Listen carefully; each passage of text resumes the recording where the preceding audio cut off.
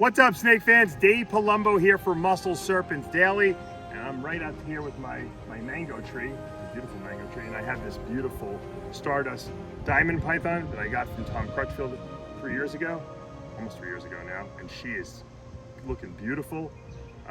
She probably next year would be ready to breed, or maybe the year after that, but the male I have is really small, so that's not gonna happen. So we're gonna show you how diamond pythons really love to climb. They're definitely semi-arboreal. Look at that, look at how great she looks. Get a nice close-up of that. That snake is just absolutely gorgeous. One of my favorite snakes in my whole collection. And I've been just kind of slow growing her. And eventually would love, I have 3 diamonds from Tom. Every year I buy one from him. I have 2 females and a male. I'd love to eventually all cohabitate them or something like that maybe. And a nice big display cage with the nice mango tree inside the display cage so they can climb on. That's how nice it is and how nice the snake is. Today we're going to take a look at a clutch that was laid last night, and we're also going to look at the boas, that boa that I had the other day. That was a hypo blood het Ivory 2 female that was bred by what I thought to be, well, I know it's a super onyx. I thought it was a blood. I think it's gonna turn out that it was a het blood, and it was also possible het Ivory 2. So let's take a look at those 5 babies that we got, and you never know what else might pop up. So let's take a look. All right, guys. We're going to be doing some what we call Nido testing. Okay, Nido virus is a virus that affects green tree pythons, but can also be very dangerous to your other animals, ball pythons, other pythons in your collection. So I have these 2 green tree pythons, and just for for safety purposes, I don't think they've ever been Nido tested. So I basically sent away for these test tubes, and there's like a little swab in here, and we're going to swab their mucosal membrane of their mouth. We're going to put it in here. We're going to send these off, and we're going to get these things tested to see if they indeed have Nido. The great thing about this, what was the name of that website? VetDNA.com. VetDNA.com is where we got it. And they test for a lot of different things, not just Nido. I'm actually thinking of testing some of my other snakes just for random things, because we have a lot of snakes here. So if you test 1 or 2 and they come back negative, then more than likely the collection doesn't have it, because usually things spread pretty quickly in a collection.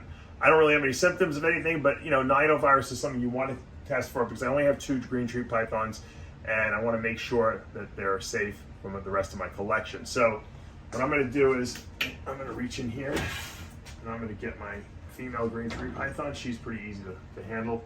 And we're going to break the seal here, and we're going to go into her mouth, and we're going to, let me see, get her mouth open here, and we're going to swab her mouth. Open up, baby girl.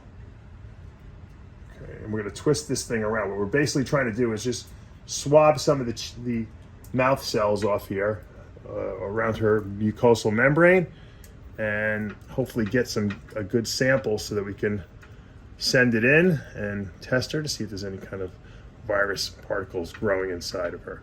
Okay, we're going to leave her now. Once we take this, we're going to just basically put it right into this tube, and we're going to seal that up so there's no contamination. This is sealed. It's a nice sterile situation here. We're going to do the other one, and we're going to send it away, and when the results come back, hopefully they'll be negative.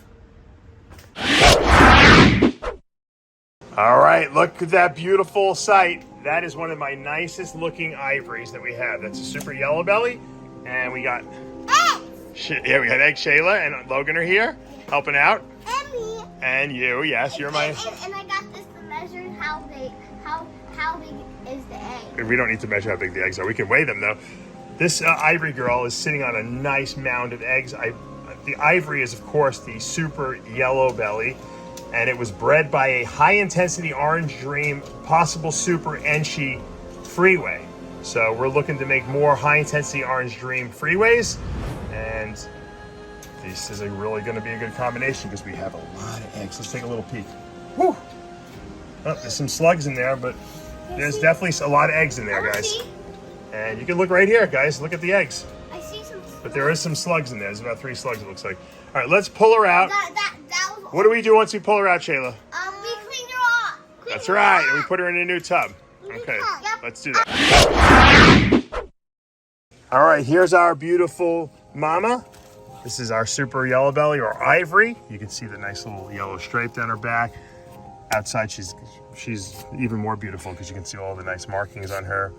And she did a good job. She had laid a nice clutch of eggs, and hopefully we'll get her back to eating again. And she has 3 slugs. She had 3 slugs, you're right. You're right. She looks like she's gonna go, is in shed almost, but I don't think she is. So we'll put her back in a new tub now, and we'll try to get her fed up by the end of the week. How many eggs we got here, guys? 1, 2, Wait, 3, I'm gonna count. 4, 5, 6. No. 1, 2, 3, 4, 5, 6, 7, 8, 9, 10, 11, 12, 13. Yeah, and there's a bunch of slugs in there. I think we have 4 slugs, so. 1, 2, wait. 2, and then there's 1 in here, 3. 4. And Shayla's got 1, 4. No, right here in my hand. Yeah, okay, well let's candle these eggs. Wait, All right, Shayla, you're my marker. Let's mark these eggs. There was a couple of them that had no vessels in it, right, Logan? Even though they weren't slugs, they just didn't have vessels. So hopefully we'll see. Good. Hey, no, I want. Now Logan's gonna make an X. He's gonna give him the marker now. Wait. That is. All right, Logan. Now you put your little X mark on it, so we know what the top is. I think 2 of those eggs are not good. Be very careful on this egg. That's the one that we had a little puncture when we had to fix. I want to do something. Little Scotch tape. Don't lift them up. Just leave them there. Leave them there. I want to do something. Leave them there. We don't want it down. Start. These eggs are not. They're not baseballs. Dad, I like the squad. Okay. Look at this girl. Stretched out as far as she can stretch. That's a girl about to pop some eggs out of her, for sure. Usually they'll just sit on that hot spot. When they start stretching out and acting all kinds of weird and contorting their bodies, that usually means they're gonna lay. All right, I'll leave you alone. Go knock out some eggs. This one was doing it too. I don't know if she's, yeah, look at her. She's all stretched out too. You can see, look at that little ridge right here. That usually means they're gonna lay. And look, she's almost looks like she's gonna pop some eggs out right there. It's my beautiful snow ball python. We'll leave her alone too. All right, I figured I'd show you guys the boa litter I had the other day. They're kind of cleaned up a little bit now. They haven't shed yet, so it's gonna be hard to tell what everything is, but everything, it was a hypo blood het anery 2 female. It was bred by a super onyx. I thought it was blood. I think it was het blood. And he obviously, I think he's also het anery 2. He's possible het anery 2. I think he proved that because I think this guy's anery 2, possibly. Now remember, everything's onyx, so that's definitive. It almost looks motley, look, but there's no motley in there. Nice striped tail, that's the onyx. Very dark snake. These guys will lighten up a little bit when they shed, but really nice. I love onyx. Onyx is allelic to leopard, but it's a much, much smaller snake. These are going to be true dwarf boas. I call them even super dwarfs. Kind of like leopards, I call dwarfs. Onyx is bloods. Those are like super. But the onyx is the smallest ones I've seen, pretty much. Here's another really nice one. Now here's one. This one is either hypo onyx, and this one's onyx, or this one might be onyx anery 2. Now this has a lot of striping in it and really weird stuff. So I don't know if it's actually got some blood in there. It's going to be really, really telling once they shed. It's very hard to tell now because when they're first born, a lot of boas, they have a lot of darkness to them, and in that first shed, it kind of comes off. These are really light, these two. I would not be surprised if they turn out to be blood, visual bloods. Once again, I'm really happy just because I have a lot of onyxes, and onyxes are, I like hoard the onyxes. Every year I sell a couple of them, but I hoard them. And the great thing about onyxes is they're so small, you can keep them in ball python racks, so they don't take up a lot of room. You don't need a 40-foot cage for these things. So anyway, they're acting a little, they're acting like my kids. They're not listening. And so I'm gonna keep an eye on these, and I'll keep you guys updated after they shed. But nice litter. Once again, even if I don't hit the blood, I hit all onyxes, and everything would be, in the very least, 100% het blood. So it's a great snake. All right, guys, that's gonna do it for today here at Palumbo's Pythons and Boas. We're just hanging out with my mango tree here with my beautiful diamond python, and you know, it's amazing. You know, every year I always kind of get intrigued by a new species, and diamond pythons are just amazing. And you have to have a lot of patience with them because number one, they have to really have mature size and years on them. You can't grow them too fast or they'll never breed and they'll actually die young.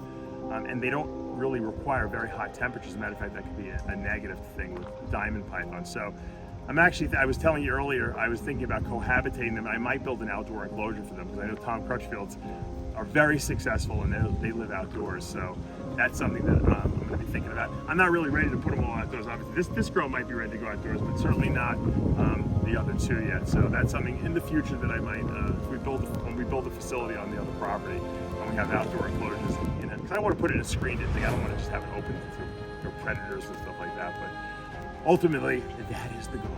All right, guys, you know what to do. Hit that subscribe button, turn on your notifications, hit the like button. I'll see you back tomorrow morning.